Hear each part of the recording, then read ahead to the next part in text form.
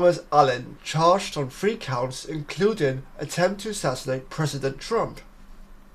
Cole Tomas Allen, who is 31, has been charged on 3 counts after entering the Washington Hilton Hotel on Saturday evening, April 25th, and opening fire.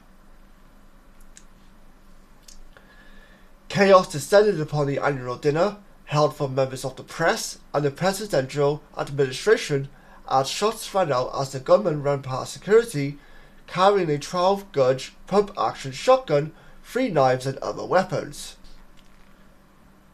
Allen, who is a game designer and a teacher according to his LinkedIn profile, has now been charged on 3 counts while appearing in court in Washington, D.C. on the 27th of April. He has been charged with attempt to assassinate the President of the United States, using a firearm during a crime of violence, and the transportation of firearm in interstate will commence with intent to commit a felony. The federal prosecutor noted that Allen crossed multiple state lines in an attempt to assassinate President Trump. Allen in front of the courtroom in the Capitol on the 27th of April, Allen did not enter a plea to the charges. The next hearing for the suspected shooter will be on Thursday, the 30th of April, which will be a detention hearing. This will determine whether the 31-year-old should continue to be detained up until his trial. The man charged of opening fire at the annual dinner sent writings to family members minutes before the shooting, referring to himself as a friendly federal assassin, officials reported.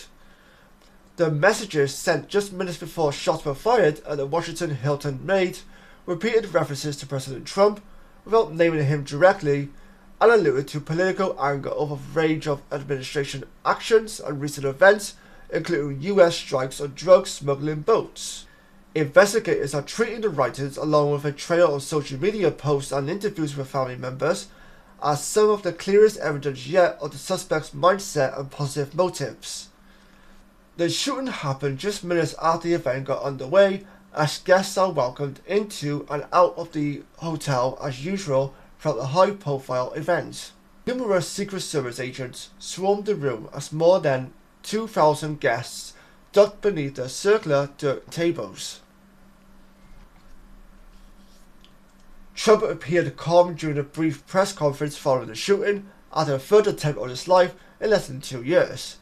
At this point, he's probably just fucking used to it. Speaking about why he believes these attacks seem to keep happening so frequently, the president responded that he was honoured, noting that his personal politics have made him a repeated target.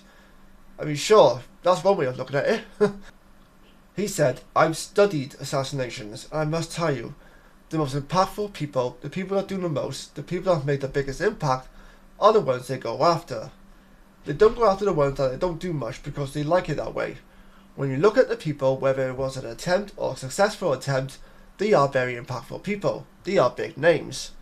Presidents in the world, and all the prime ministers in the world and whatnot. I think only Donald Trump can look at this in a positive sense. Like, yeah, this means I'm doing a great job. This means I'm making an impact on the world. They don't target just regular old politicians who do nothing. They target ones who are making the impact, who are making statements. I feel like in some ways he is kind of right. Like, they don't go after... Like, it's the same thing with celebrities. Those who get attacked for some reason or another are usually the big names. You don't hear about like a C-lister or a D-lister after the A-list names, if that makes sense.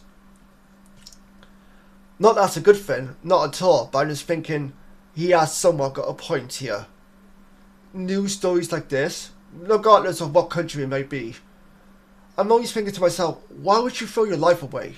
Like, why? I don't know the reasons behind this person's motivation. It is somewhat addressed in his article, but who knows what the actual reasoning is. I just know it's never worth throwing your life away. Never at all. And the fact that you're doing this now is like, is it worth it? And the outcome is always the same. Either death or prison. And it's like, is it really worth it?